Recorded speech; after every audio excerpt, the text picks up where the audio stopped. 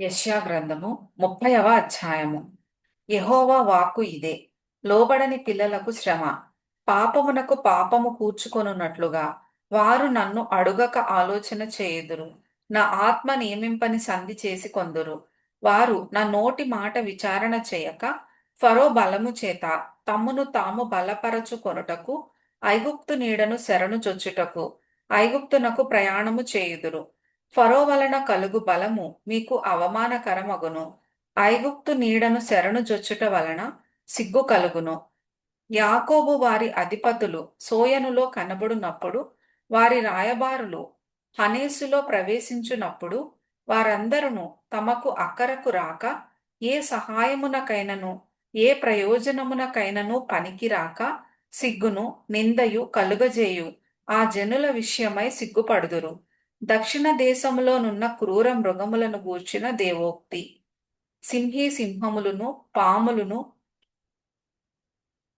తాపకరమైన మిడునాగులునున్న మిక్కిలి శ్రమ బాధలు గల దేశము గుండా వారు గాడిద పిల్లల వీపుల మీద తమ ఆస్తిని, ఒంటెల మూపుల మీద తమ ద్రవ్యములను ఎక్కించుకొని తమకు సహాయము చేయలేని జనము నొద్దకు వాటిని తీసుకొని పోవుదురు. ఐగుప్తు వలని సహాయము పనికిమాలినది, నిష్ప్రయోజనమైనది. అందుచేతను ఏమియూ చేయక ఊరకుండు గప్పాలమారి అని దానికి పేరు పెట్టుచున్నాను.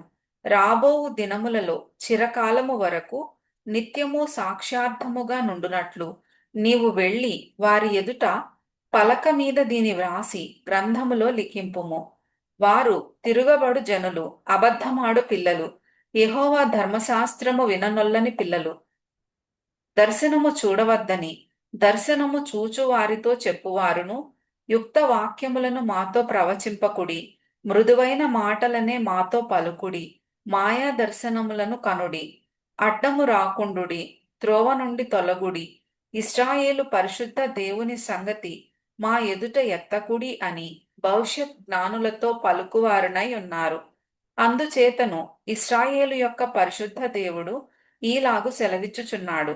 మీరు ఈ వాక్యము వద్దని త్రోసివేసి బలాత్కారమును కృత్రిమమును నమ్ముకొని అట్టి వాటిని ఆధారము చేసుకొంటిరి గనుక ఈ దోషము మీకు ఎత్తైన గోడ నుండి జోగి పడబోవుచున్న గోడ అండవలె అగును.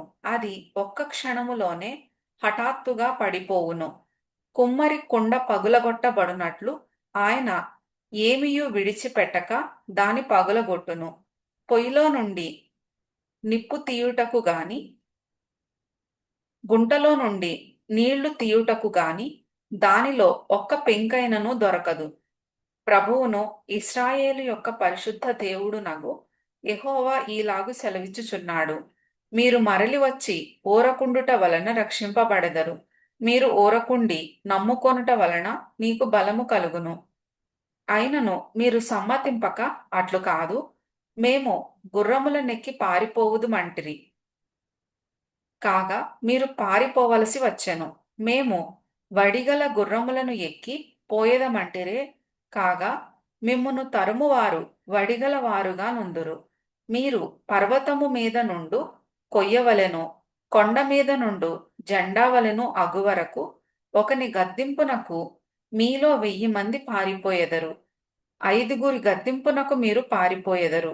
కావున మీ యందు దయచూపవలెనని యెహోవా ఆలస్యము చేయుచున్నాడు. మిమ్మును కరుణింపవలెనని ఆయన నిలువబడి ఉన్నాడు. యెహోవా న్యాయము తీర్చు దేవుడు. ఆయన నిమిత్తము కనిపెట్టుకొను వారందరూ ధన్యులు.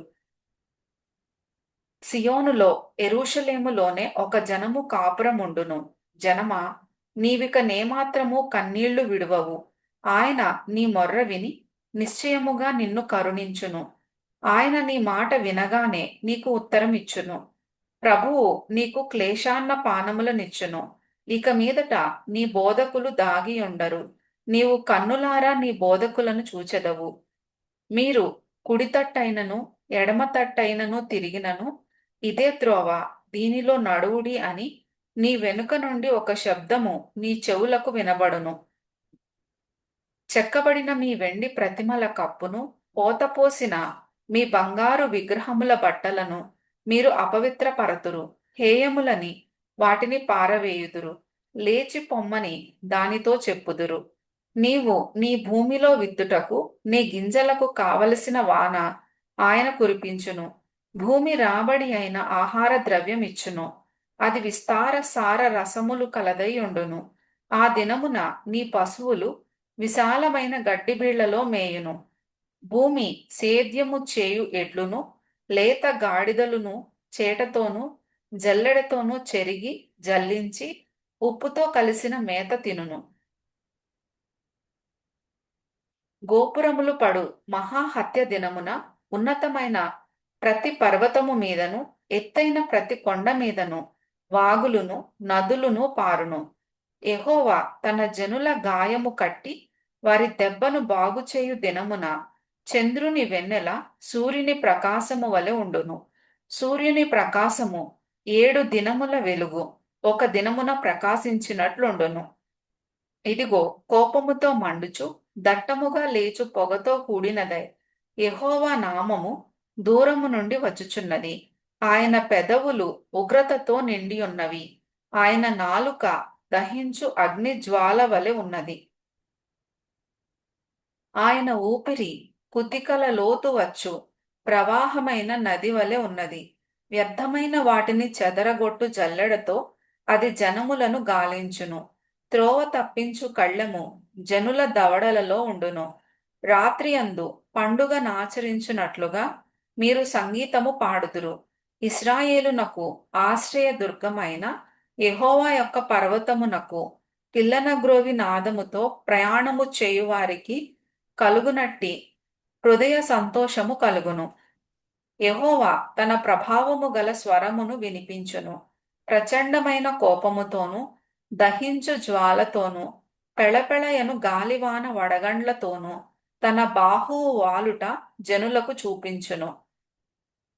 యెహోవా దండముతో అష్షూరును కొట్టగా అది ఆయన స్వరము విని భీతి నొందును. యెహోవా అష్షూరు మీద పడవేయు నియామక దండము వలని ప్రతి దెబ్బ తంబుర సితారాల నాదముతో పడును. ఆయన తన బాహువును వాని మీద ఆడించుచు యుద్ధము చేయును. పూర్వము నుండి తోపెతు సిద్ధపరచబడి ఉన్నది. అది మొలెకు దేవతకు సిద్ధపరచబడి ఉన్నది. లోతుగాను విశాలముగాను ఆయన దాని చేసి ఉన్నాడు. అది అగ్నియు విస్తార కాష్టములను కలిగి ఉన్నది. గంధక ప్రవాహము వలె యెహోవా ఊపిరి దాని రగులబెట్టును.